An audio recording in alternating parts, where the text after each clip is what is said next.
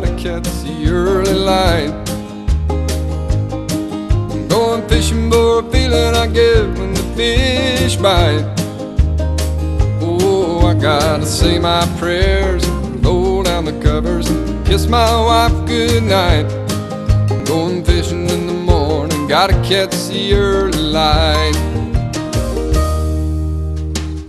Early in the morning, it gets me from my sleep. Way before.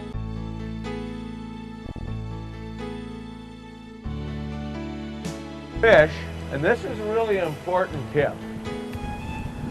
Conserve your casts. Just don't start throwing casts all over the place. Try to pick a fish. There were about a dozen fish rising. Now I haven't seen a fish. So what I'm trying to do now is find, oh, right there. I saw him. Now I'm going to wait to see him come again. I'm watching. I see a bigger beta going over the top. Observation coming in. That fish is not interested in the bigger ones. I'm looking at his angle. I'm looking to see if there's not any fish right here because I want to get a little bit better angle at him. So I'm going to ease out. Watch what I'm doing. Keeping low. Why am I keeping low? Because I'm under the vision of the fish by staying low. Okay, I've got the fly here, making sure it's all nice and clean. When you're working with a 26, all it takes is a little bit of moss and that's going to sink, and you're not going to know that it's sinking. And boy, it's got a little bit of moss on it.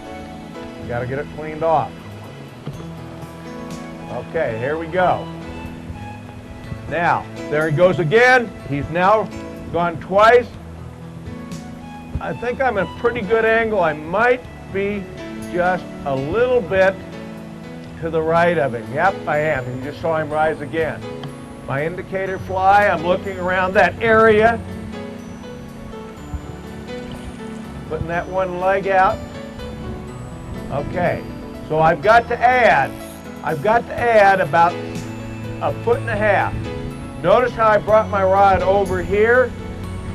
I'm feeding the line. You can do this with the 3-weight. See how easy the line goes out of my rod tip? We're floating right down. I like that drift.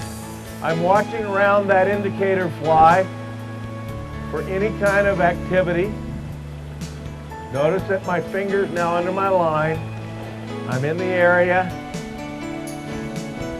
I actually just picked up my 26. And I just noticed another one up here. It's probably the same fish. He's just now moved up. But I'm also in a pretty good area right now where there's other fish that are rising, so I'm going to fish this out, even though that other fish is rising right there. Okay, now the fly sank. I'm going to strip it back rather than pick up the cast.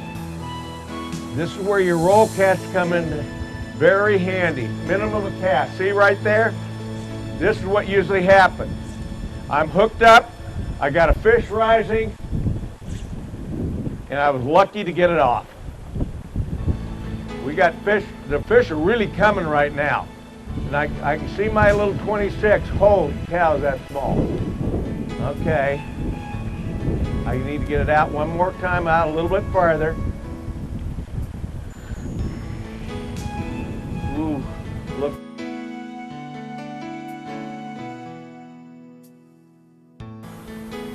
One of the things I'm concerned about right now with my 2-fly system is how a fly's riding in the water. I mean, you can have everything just right, the right fly and everything, if it's not floating in the water right. So what I'm going to do is I'm going to lay it down and I'm going to look at it. I'm going to bring it up close, and right now I'm looking at it and it's upside down. It's riding on its side. It's not riding the way it should. So what I'm going to do is take a look at why that's happening. Now this is a 28 and it's got to ride just right in the water. Because these fish, believe it or not, can tell the difference. And what I find out the problem is the leader has got a little bit of a tag on it. and it's kind of hooked on the eye. That eye is so small. Now, I'm going to take a look. Oh boy, that's much better. Much, much better.